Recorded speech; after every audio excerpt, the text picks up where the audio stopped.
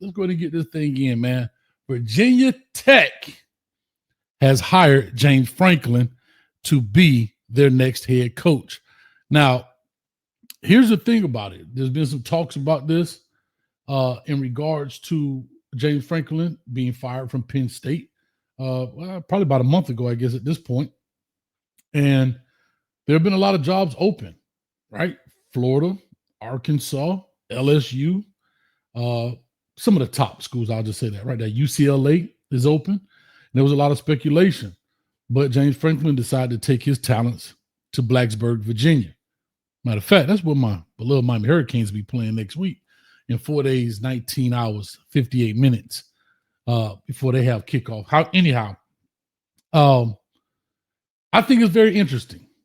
I would love to see what you guys have to say in the chat in regards to your thoughts on James Franklin taking that job, coming from Penn State, being, I want to say, 11 or 12 years at Penn State, brought that program a lot of stability after the whole Sandusky thing, knowing that Bill O'Brien was there 2 years prior.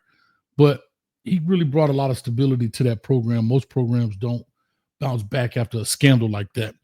But he brought some stability, brought him notoriety, and just last year was a game away from being in the Natty, losing to Notre Dame and Marcus Freeman. Loses 2 big games this year, and they gave him the axe. He went on, I want to say it was game day, and had a spiel and basically said he going to win a national championship. It just won't be at Penn State. I don't want to be a naysayer, but I don't think it'll be at Virginia Tech either, me personally speaking. And I've spoke about this on this podcast before about jobs and opportunities. And I don't know if James Franklin got the best deal. And let's talk about it. James Franklin would have been owed $49 million from Penn State up to 2031 if he had not taken another job. Based on reports, he actually saved Penn State $40 million. So his buyout is only $9 million. And a lot of that has to do with making people whole. Again, if he's owed $49 million, typically how this goes is if he's owed $49 million, and let's just say he got a job at Virginia Tech for $40 million, then that's what would leave the $9 million left in order to make him whole. Or he could have sat on his behind, right? And made $49 million and not go to work till 2031 and made whatever he was making per year. I guess it's about $8-9 million a year, and sat down and did that. Now, I'm not sure what clauses he had where he could have gone to maybe commentate on TV or whatever. I don't know if that was a stipulation. I'm not sure. But decides to go to Virginia Tech. And I don't know if that's a place you could win. I've had some talks with some buddies about it. And some people think it's an easier path to the championship than taking a Florida LSU job, even if he's going to be offered those jobs, maybe even a UCLA job. I know the transfer portal is big. I know NIL is big and so forth, but I still think the rich get richer. We haven't really seen a drop off from those other programs. Been some parity, true indeed, but it hasn't been a lot of drop off in regards to who are the top teams in the nation. We still got the same 5-6 teams at the top of the ladder when it comes to the playoffs. Even though if you extend it, make it 4 teams, 12 teams, so forth, you still have those same programs. Ohio State, Alabama, Texas A&M spend a bunch of money, those kind of programs. I don't know if Virginia Tech has got that kind of cachet. That's just my personal opinion about it. Let me do this as I talk about it. Got it up here. Try to make some graphics for you guys. So I don't know if they have that kind of deal. Is it talent in that area? Most definitely. A lot of talent in Virginia, Maryland, D.C. area, North Carolina, South Carolina, Tennessee, all those recruiting areas. But I still don't know if Virginia Tech draws in the big-time talent consistently.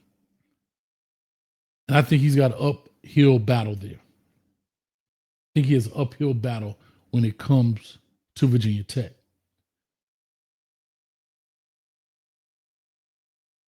I also want to say this.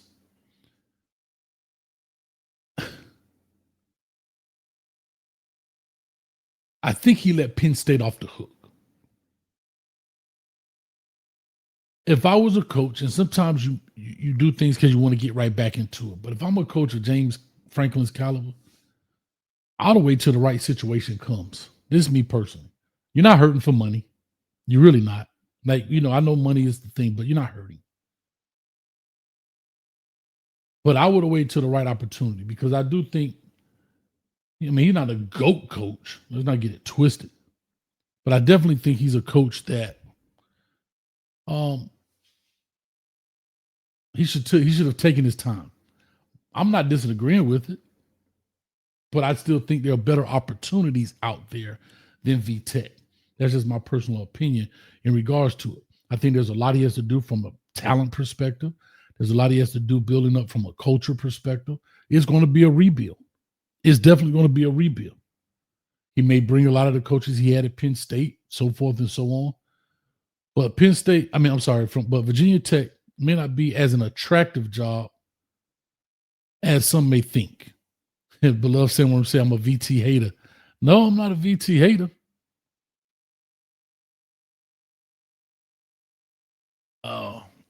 I just think it's interesting. I just think it's interesting that he took that job.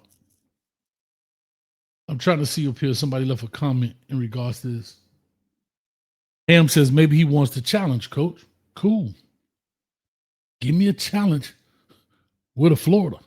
Give me a challenge with an LSU. Give me that challenge. When the last time Florida won it? They running on about almost 10 years, right? Give me that challenge. I understand the challenge, but everybody can't climb Mount Everest. That's all I'm saying. Shout out to Ham in the building.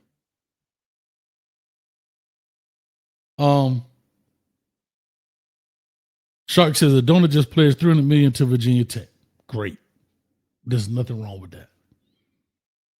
But at the end of the day, and I appreciate you, Shark, but we know what it is. We know what it is. We know what it is. The rich get richer, dog. We know that.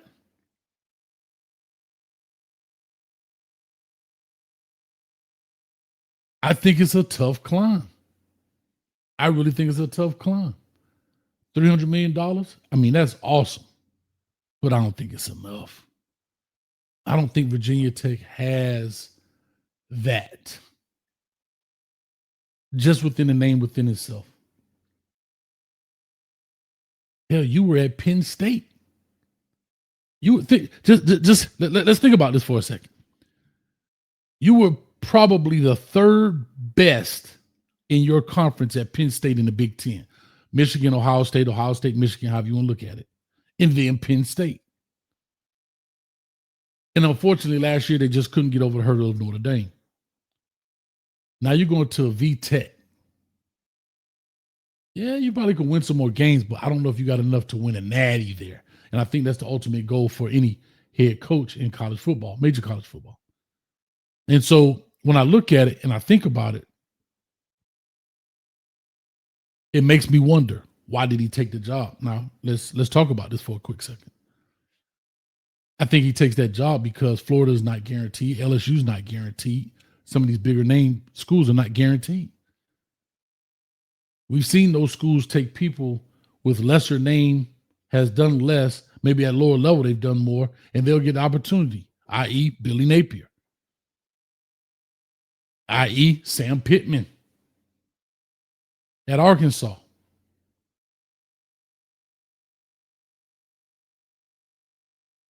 Brian Kelly, God, yeah, that's whatever.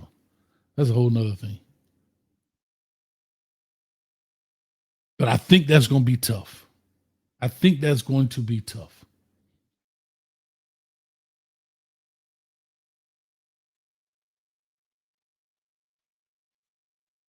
A lot of people have to understand what it takes to build these programs. You got to have some foundational pieces to do what, and I want to make sure people understand this too. Let's not make the exception the rule. And I think that's the issue. We look at what Kurt Signetti's doing in Indiana and think that can be done anywhere and everywhere. Right now, he's the exception to the rule. He's the anomaly.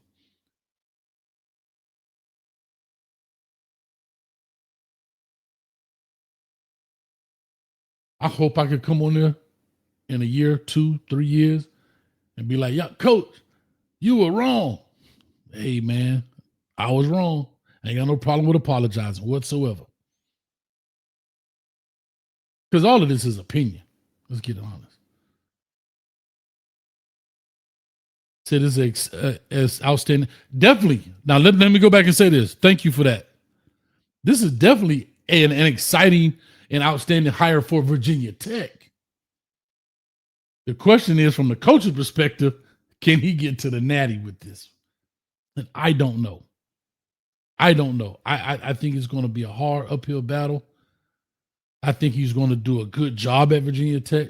But remember what I'm telling you, we're not. His goal was, he said he's not going to win a natty at Penn State. You got to win it somewhere else. And I just don't know if that's the case. Haywood said he thinks the ACC is sweet, as most people do. As most people do.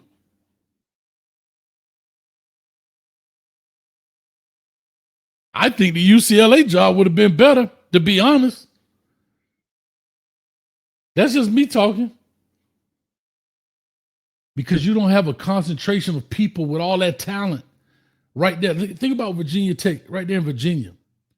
Look at all of the things you're fighting just for the local talent in that area, right? Not the 5 stars, but I'm talking about the diamond in the rough 4 stars right there. Everybody's vying. You can go out there in Cali, in LA, in Oregon, in Arizona, in Utah, all those little pockets, and find cats. That's just my personal opinion about it. I don't know what you guys think. Shout out to Wood. What's up, baby?